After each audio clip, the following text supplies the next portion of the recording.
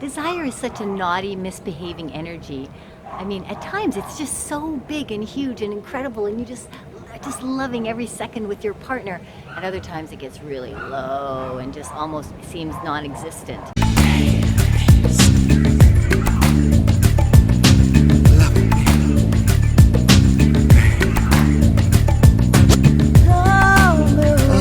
Hi, Liana here from Rio de Janeiro. Thank you so much for coming again if you've been here before, and thank you for the first timers. And if you're first timers, don't forget to subscribe to my channel. Also, I have 10 stages of exploration for couples below in the link below, so get it. It's really cool and really interesting, so get that for yourself. Just subscribe below for that. Also, stay to the end because I have an awesome exercise that will help get that desire moving in your body again, so you and your partner can start having sex again. Yay! So we're going to talk about desire today, in particular long-term relationships, but in any relationship, desire is a key element. So what is desire? Where is it coming from? Why does desire get really low at times? And what does desire need in order to become activated? Now, desire is a naughty energy. I say this because desire needs to be cultivated and stimulated. It doesn't like it when you ignore it or when you don't allow it to come out of you. And many times, over long-term relationships, could be weeks, months, years, desire goes down, down, down, down, because you have continually done the same thing in your sexual relationship. You've done the same kind of connection, the same kind of sex, had sex in the same kind of place. So desire gets bored. It literally says, I'm bored of this kind of sex. I want something new. I want something fresh. I want something that's going to stimulate me again. It goes down. And basically, it's like, if you think of it like a fire, when it's on fire, you don't have to think about it. It just takes over your being, your body, you know? That feeling of two bodies coming together, just like in desire for each other and just incredible blissful feelings. But when desire is at a low, it's just barely ignited, right? And it's like, where did our desire go? Like, where did you go, desire? Come out and play with us. We want you. I want you back. And how do I get it? How do I get it back? And it can go, you know, I've seen couples go for years without stimulating, without activating their desire. Now, why do people ignore it? Why is it just something that, why do we not really understand it? Well, first of all, it's what we don't understand it because we don't understand that it is energy, and it's energy that needs excitement, energy that needs creativity, energy that needs change.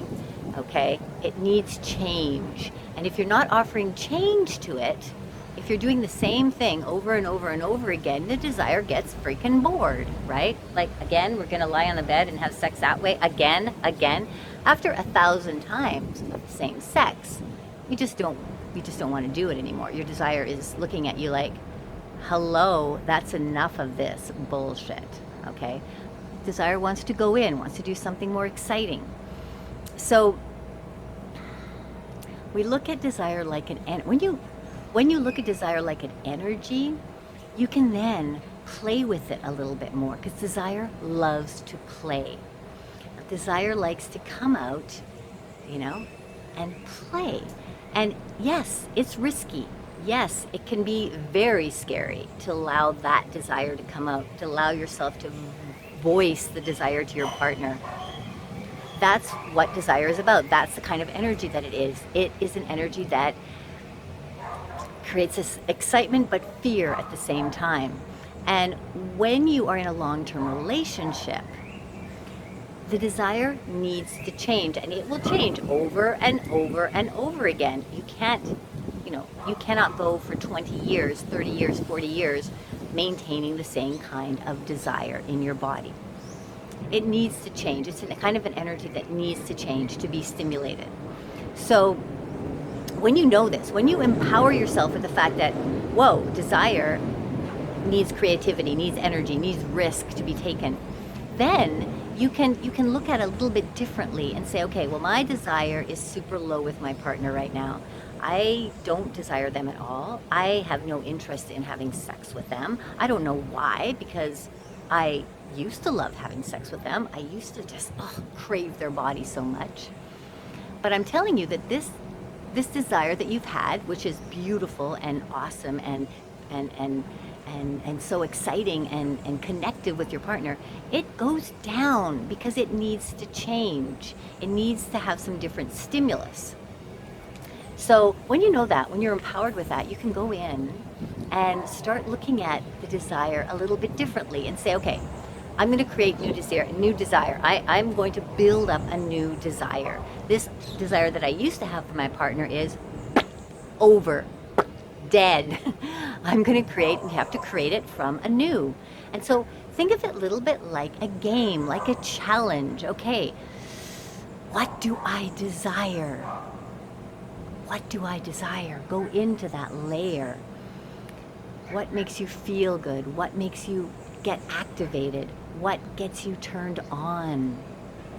You have to go in and try to find that out.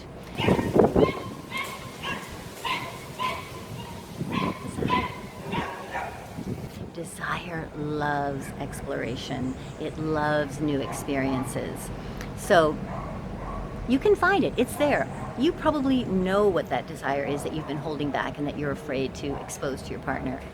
And if you want your sex life to continue to grow, to blossom, to be exciting and get into a state of where you're both having these great experiences together, you have to allow those new desires to come out.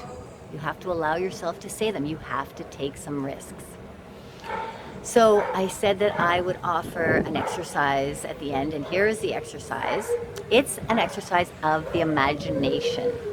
And I'm sure many of you know how to use your imagination, because if you are masturbating, you go into a place of imagining a scenario where it gets you really turned on. Maybe you do that, maybe you don't, but this is how you activate desire. But connect it with, not with porn or some other scene, connect it with your partner. See them as that person that you have the desire for. See them for what you desire, and close your eyes and go into that. How do I feel right now? And try to access that place in you that feels a tingle of desire in a kind of situation that you have. Maybe it's something very different that you've never done before, and you just get really turned on every time you think of a particular situation. Build the energy within you. If you really are ready, you can close your eyes and explain to your partner what that is, what you're feeling, what you're seeing, and let each other expose these inner desires to each other and see what happens.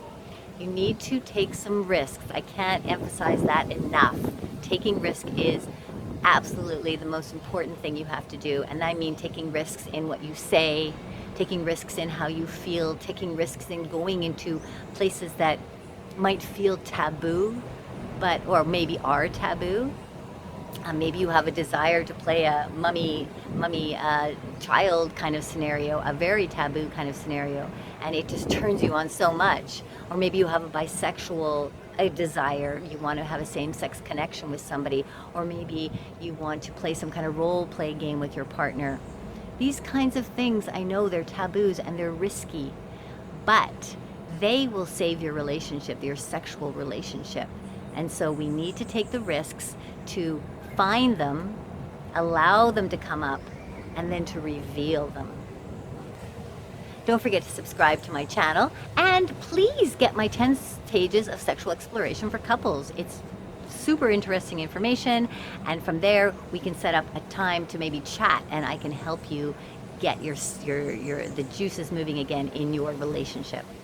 Okay, much love making.